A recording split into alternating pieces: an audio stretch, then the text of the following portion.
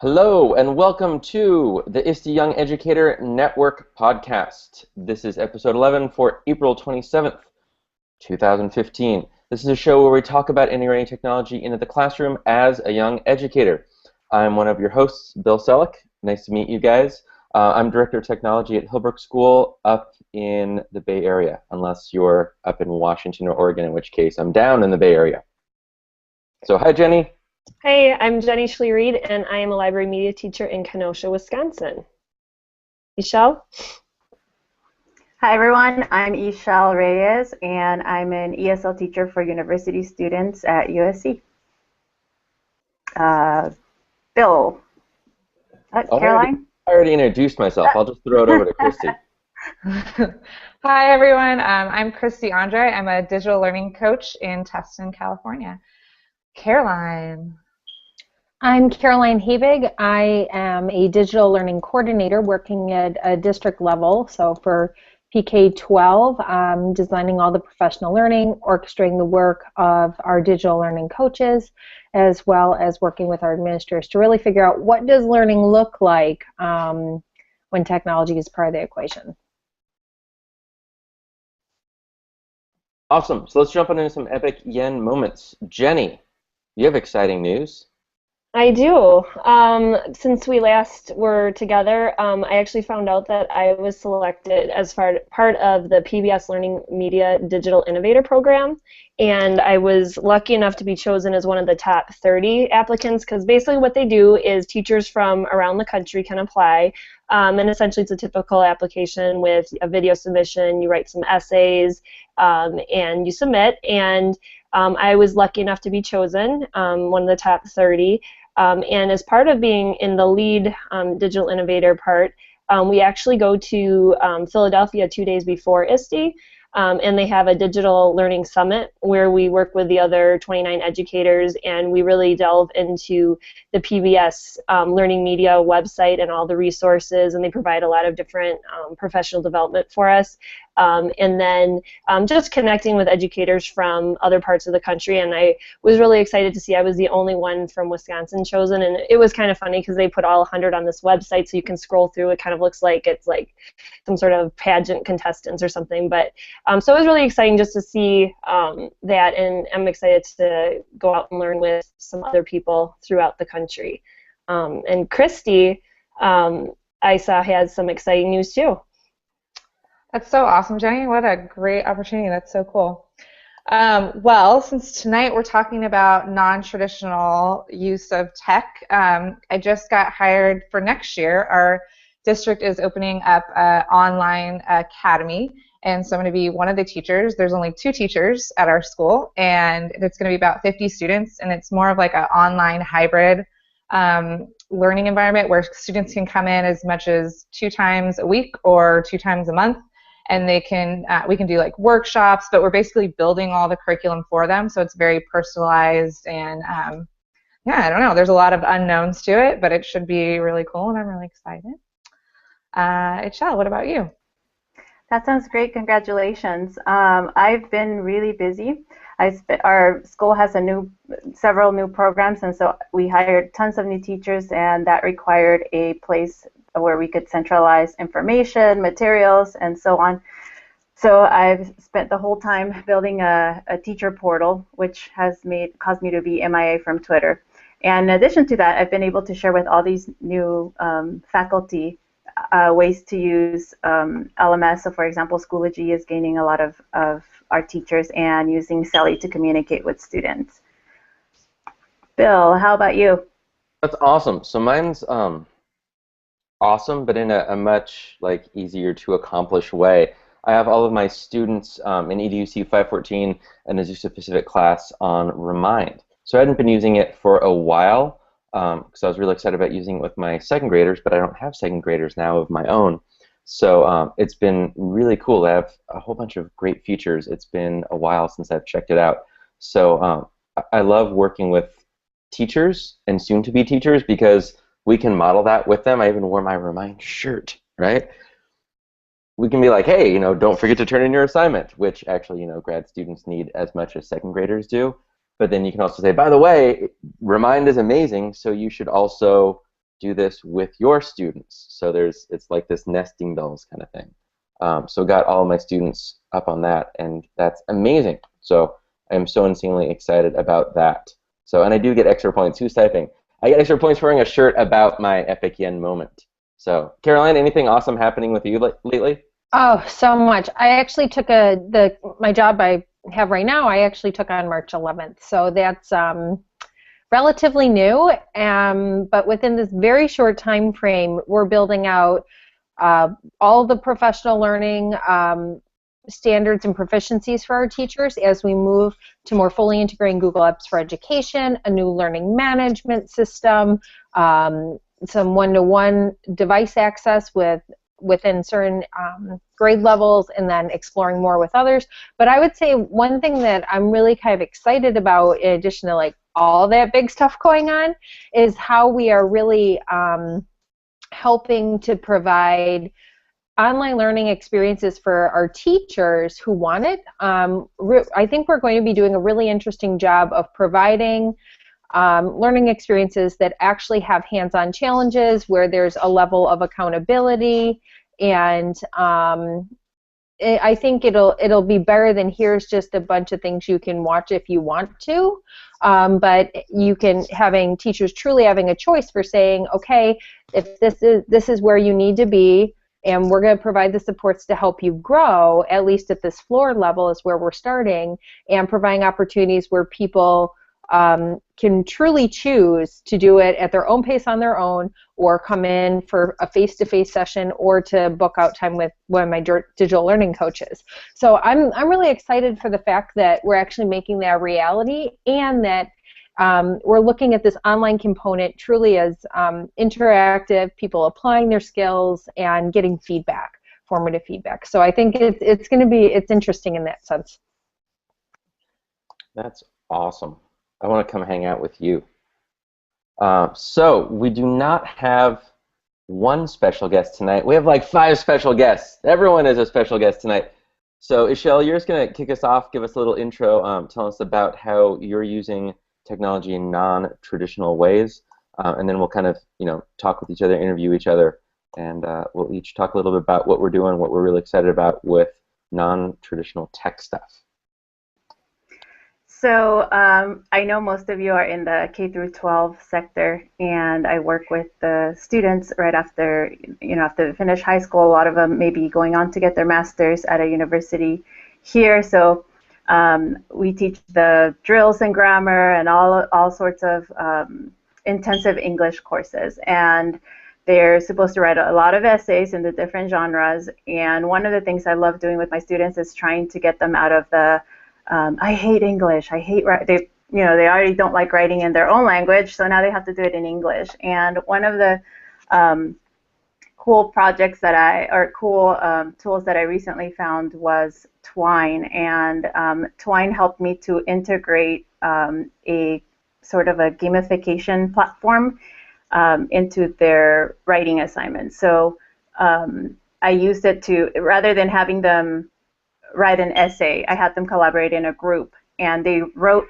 a story. So it wasn't an essay, they wrote a story, and they had to meet specific grammar points. And I know that sounds, maybe if you're in K through 12, you don't see those those points in isolation because it's intensive English.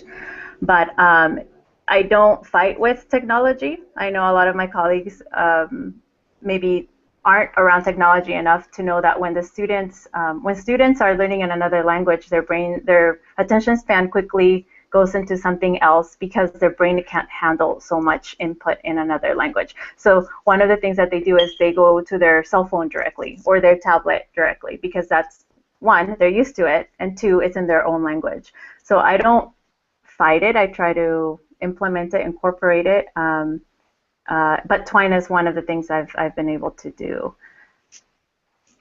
So Ishelle, essentially you said how I like that you use the technology to make them more comfortable. Have you, in addition to Twine, have you found any other particular tools that they really like a lot and that have really been useful with these learners?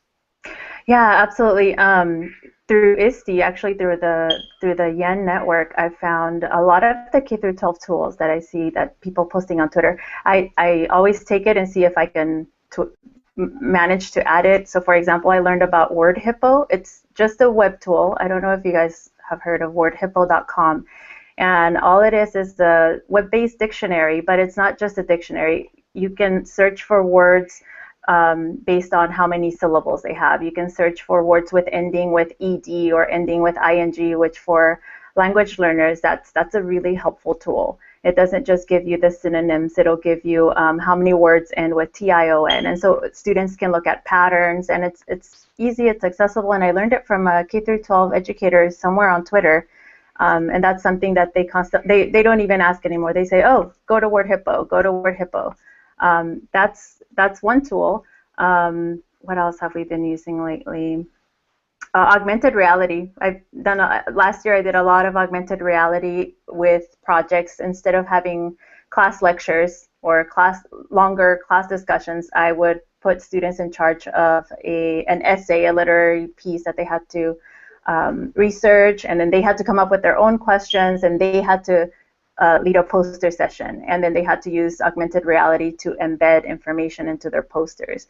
And so what resulted from that, when I first started this project, I thought this could go either way, because it's using new technology for them, brand new. Augmented reality is very foreign to some of them, and also trying to meet the objectives of the lesson. But what I found is that, yes, students struggled a little bit, but once they got past the technology and the information, they were researching on their own, and that's not a requirement for that project. But they did so much research that to this day, it's been a year, they still quote from the stories that they had to read. So they internalized the information.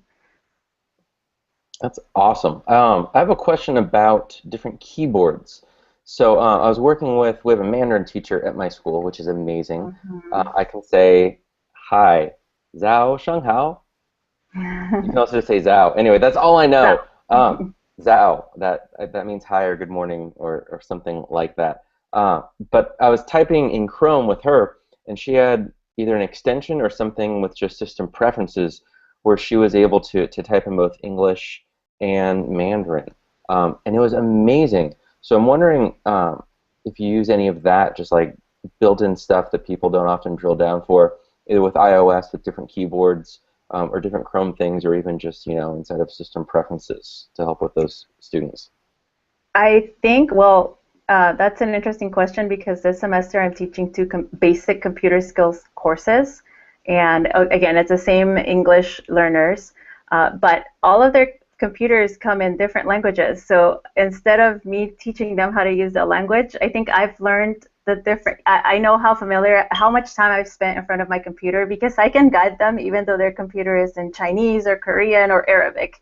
And as far as extensions, I haven't found one yet, but my students have all sorts of extensions that they can use to switch. So I'll find out and see if we can update that somewhere, because that's a useful tool. That's awesome. Let's go ahead and maybe hear from Jenny. Jenny, what is your experience using technology to teach social studies? So just to give you an idea, as a library media teacher in K through 5 right now, when I entered that, I had come from the high school environment. So it was definitely a change of pace, and so the most comforting zone for me to be in initially was to work on the social studies aspect of it with a lot of the different teachers. And obviously back when I started teaching 8 years ago, we had like one cart of MacBooks somewhere in the school that you could track down, and we do like Comic Life, comic strips, and things like that, and just tried to integrate it as much as possible as years went on. But now as a library media teacher, you just kind of really try to put it in all those different subject matters and just allow it as a way for the students to demonstrate their learning in different kinds of unique ways by making, authentic content, whatever it might be.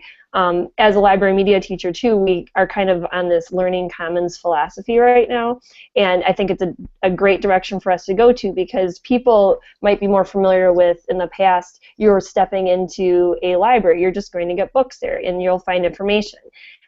But now what it's really turning into is this learning commons where in one part of the library I have students working in small groups in a little mini genius hour that a teacher has sent down, and they know what they do and they're not off task. And then you have smaller study groups in other parts of the library and people checking out books if they need it. But then also in the workspace area, we have, you know, a class of 26 students creating on Explain Everything or some other iPad app, or using Chromebooks to do Google Apps for education. So we have just all kinds of things going on, and obviously you have to manage that space too, but the technology really helps as a vehicle for that because the students are engaged and they want to be in there, they want to be creating, they're motivated. And so really it started for me as, okay, we're going to teach these social studies topics, we're going to do community jobs, we're going to do research on different things, but it's now turned into these kids are doing math, these kids might have a maker space in another part of the library. And so that to me is kind of what we're doing at my Library Media Center, and I think throughout my district, and I think there's a push in a lot of places throughout the country, which is, you know, wonderful to see. That's really cool. So I have a question for you, since we're talking about non-traditional ways of using tech. And last week I actually got to go look at some furniture for our non-traditional space of online learning, because our students are going to be coming in, like I said, a few times a week. For your library, do you have a non-traditional way like setup? And if you don't, do you have like a dream library that you'd want to create? Well, it's in the process. We started actually about 3 years ago when I went to a conference, and this is actually when the Learning Commons philosophy was really hitting it big here in Wisconsin. And you know, this one group, they actually were given this presentation that they had gone and found that the best furniture they could find was nightclub furniture, believe it or not, because it's made really sturdy for all the people that probably get out of control at nightclubs. But anyway, so we started looking into that. I went to the parent organization. We talked about raising money, and we actually got in contact with some people that actually design furnitures for hospitals and are like really heavy duty stuff. Like literally, they brought like the material, and you could like try to puncture it with a pencil, and nothing would happen to it, which is what you need in an elementary library, because even though you say no pencils, somebody will take a pencil. And so we've kind of created nooks all over my library where there's we have some of those gaming chairs. They love sitting in those. Even little carpet squares, they'll go take one. It's like, even though we have carpet on the floor, sitting on the carpet square is much better than just the carpet. And you know, then we got really cool chairs for the sitting space where teachers loved it too, because there was like 4 different colors. And so that's great for classroom management, because if we're doing something there, they always have to sit in their chair color. Even if the chair moves at the table, they have to go to that color.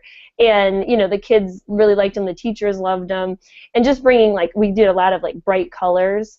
And another thing that's popular at my school is yoga balls. So we're actually thinking of bringing some of those into the library too, but obviously with our bigger space we have to have those rules of, you know, we're not going to be bouncing them throughout.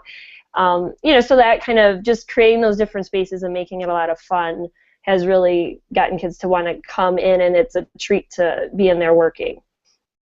We actually have some yoga balls in our maker space that have like a little chair attachment to it, so they're not just rolling all over the place. They sit down. That's a cool idea. Yeah, they're really cool. Nice. All right. Well, Christy, why don't you talk to us a little bit about, you spent some time in South Africa. Why don't you talk to us a little bit about how you use tech in different ways that you maybe didn't expect when you were there? So South Africa is definitely behind the times a little bit, at least where I was. I feel like they're getting there, and they have a lot of great ideas, but you'll see just the some areas are just very poor, and so there's definitely a lack of technology.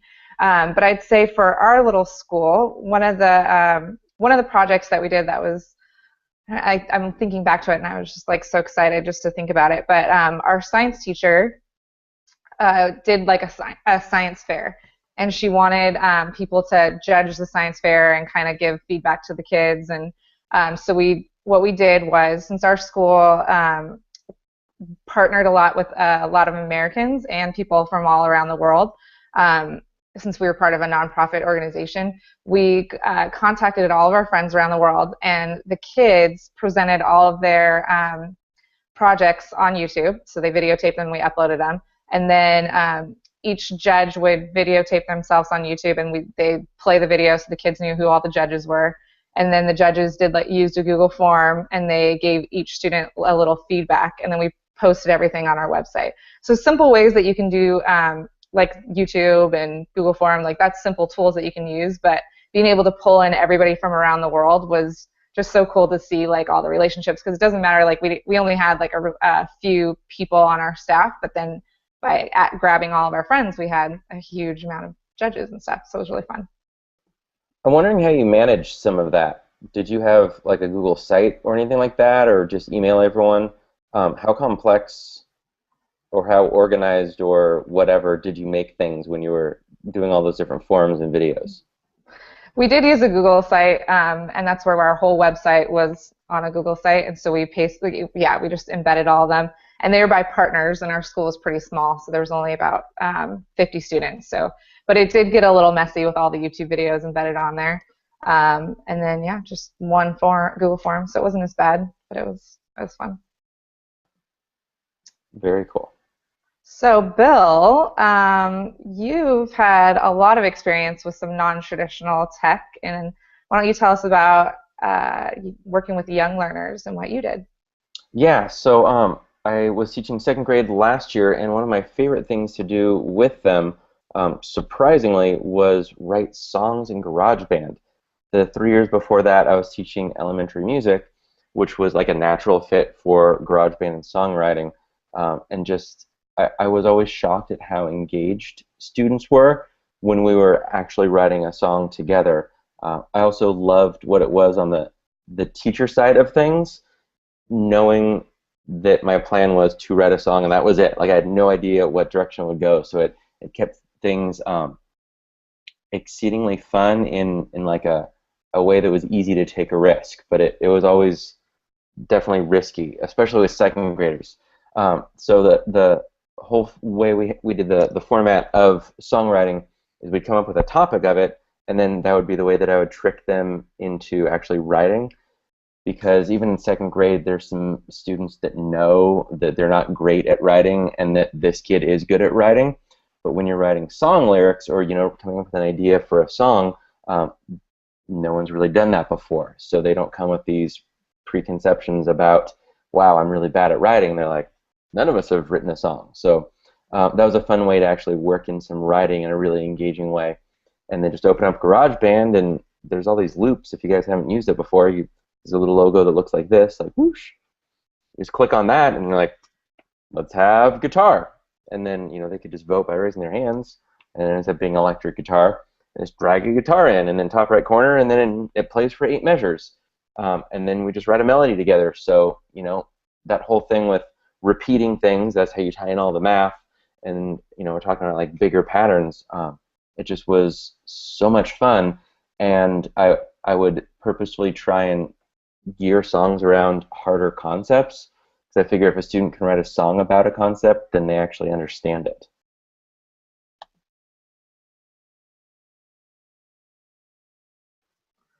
That's so cool. That makes me want to be in your class, even though you don't teach anymore. How fun! I don't think I could just write a song like that though. But you made it sound really easy, so that's really cool.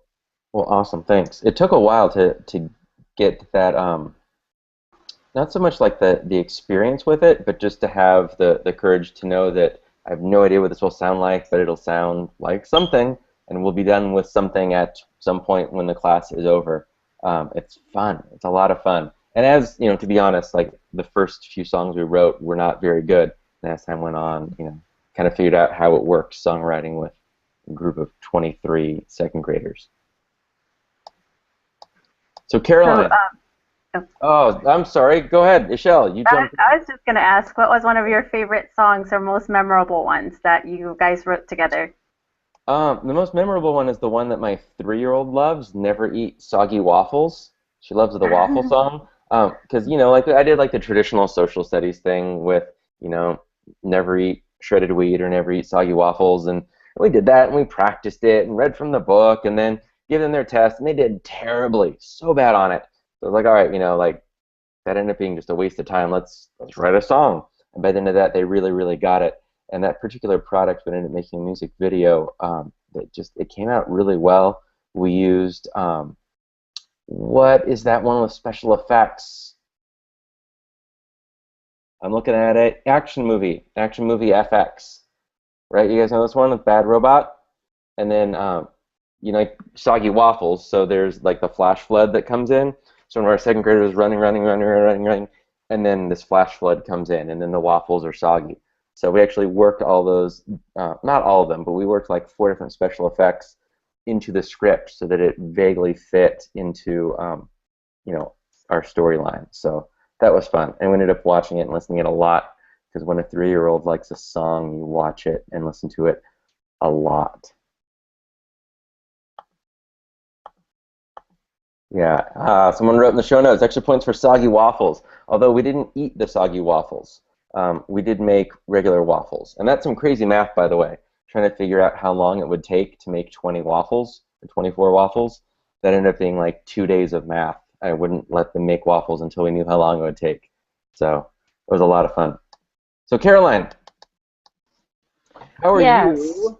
Not how are you. How are you using technology in non-traditional ways in what you're doing these days? So something that's been really interesting and exciting, a big part of my job is to connect all the dots for people and really help align initiatives. And one of the things that is on top priority in my work is helping us to build and define what a digital learning environment looks like. And that's pretty flexible in a couple ways. And as I mentioned earlier today, this goal of also really pushing to see what are opportunities for digital learning when it comes to adult learners as well. So one of the big things that we're happy to announce in our district is we're finally adopting a learning management system. Specifically, we're going with Haiku Learning, which I think is a fantastic learning management system available on all devices, iOS and beyond, which is also important to us. But one thing that I think is really powerful about Haiku, and then I'll get back to how we're doing things in a non-traditional way, is that it has a feature called Haiku Wiki Projects, where basically it's like a teacher can assign an empty website to an individual student to do like a portfolio, a group of students, a whole section or period of students, or multiple periods or sections of students taking a class. And what's kind of neat about that is that it really can not only just be a place where kids like show a process in their collaboration, but also create ongoing pieces of their work where they're showing artifacts that demonstrate growth and helping kids be more of a part of that conversation. So I think that's something that's unique about Haiku. But one thing we're doing is we're in a lot of initial talks now about how can we use our learning management system to model best practices for teachers through professional learning as well, since it's like new, everything's really new right now for people. And one thing I'm really focused on is helping my digital learning coaches to think through what does building that environment look like, so it's not just like, okay, receiving, but how do you really focusing on building those interactive components in. Our director of learning said, Caroline, we're looking for a way for people where they can, if the district approves some professional learning plan that they're doing where they say, hey, I want to do this master's class, this is why, this is how it relates. We would like them to be able to add some artifacts, specifically being more dynamic than here's my transcript, I passed, but really showing and telling that deeper story of what does it mean for their work within the district as well. So one thing that's kind of interesting is looking at features within our learning management system and seeing how can we leverage them for the adult learning piece. So that's kind of big. Also working with our administrators to really help them use pieces of our brand new learning management system to model and orchestrate how they not only do PL but how they keep things organized. And I'm really excited because in our district, our administrators are very committed and seem very open to really working together to carry these larger pieces out. So I think sometimes technology is often seen separate as a silo. And as we are building this culture and really starting new for digital learning, and especially as we're increasing access and getting more fully into the Google Apps environment as well, it's really important for our leaders to help take that on and model best practice. So I'm also really excited how we're going to help our administrators to leverage the learning management system, and especially those unique features, instead of, okay, boom, here's just a bunch of content, go through it at your own whenever you want, or look at old records of meetings and stuff, but really using it in more dynamic ways. And so whether it's teachers outlining their own PL, whether it's administrators using some of the dynamic features of our LMS to engage teachers in new ways and keep them connected, I think that's pretty exciting. So I think it's a good example of how we're taking a technology that's been around a while, picking one that has really neat features that allow people to go beyond, and then how do we work with teachers, how do we provide professional learning, work with administrators to really use and leverage those features and tools for adult learning as well as modeling for kids. So I don't know if it's that new. I know people do things with LMSs all the time, but I really think the way we're building it together and bringing in those pieces for more dynamic experiences is really what I think is going to be unique. Sounds like you've got a lot of stuff coming up with Haiku Deck. I'm also familiar, or Haiku, I'm familiar with it. And on that note, we heard from a little bird that today is your birthday. It is. So we wanted to wish you a happy birthday. Thank you. All right, we're moving on to segment 3. Is that right, Bill? Yeah, right. So we're going to talk about our recent favorite ed tech tools, and I'm just going to tell you to check out Stick Around. It's actually a really cool app that integrates well with Explain Everything, and it allows kids to do a lot of charting, and I'll try and talk a little bit more about it next time if we have time. Christy? Mine would be Adobe Voice. If you haven't checked it out, get it. It's great for storytelling. You can kind of pick different themes, and it has songs embedded, and then the kids just press the little microphone and record their voice on each slide. So check it out. It's awesome.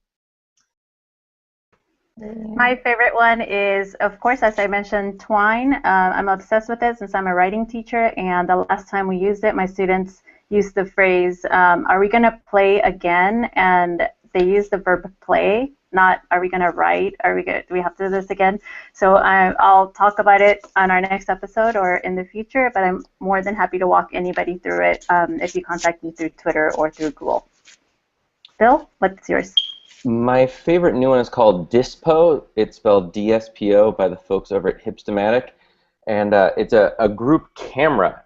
And when you shoot a photo, you don't get to see it right away. You have to wait until the group timer counts down to 0. So it can be as short as an hour, a day, there's all sorts of in-betweens, or as long as actually 365 days. It doesn't even show up in your camera roll, right? Like you're just taking these random pictures, and once that timer hits 0, then you get to see everyone's photos. And every time someone takes a photo, you get to add like a little mood to it. So it would be like, Nicole just shot a happy photo.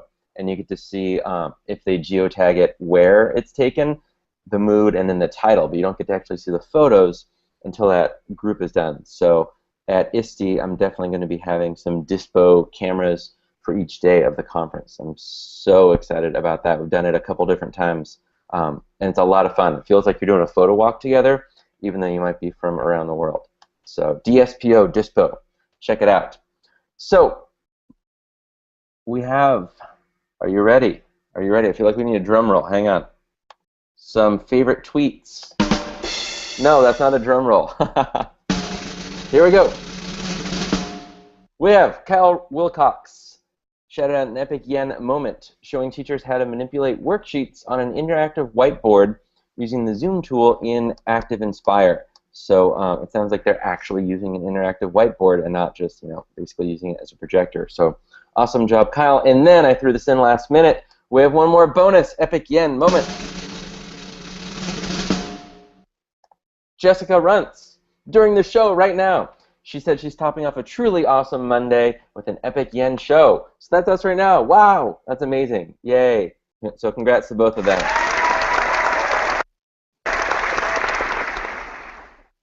So awesome. And if you would like to be featured in our next episode, post a reply to our discussion on our online community at ISTE.org/yen, Y-E-N, or you can also post on Twitter and just include our hashtag #EpicYen.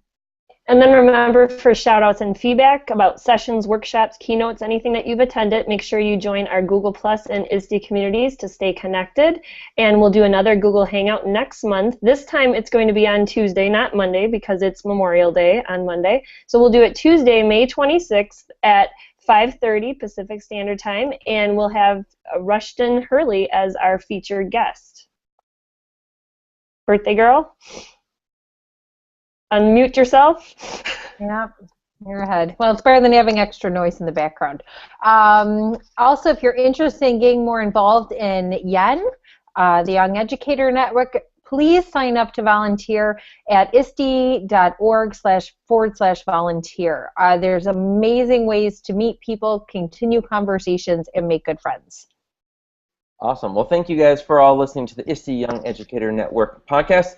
Thanks to the crew. I'm Bill Selleck. You can find me on the Twitters as Bill Selleck. And I'm Christy Andre. You can find me at Christy Andre too. I'm Jenny Schlee-Reed. You can find me at Schlee-Reed. I'm Ishel Reyes. You can find me at Ixie_Pixie. I'm Caroline Habig, and you can find me at Habig. Awesome. So join us on Google Plus and at ISTE.org/yen. Connect with other young educators from around the world. We'll see you next month when we talk with Rushton Hurley. You guys ready for an epic yen together? 1, 2, 3. Epic yen! Epic yen!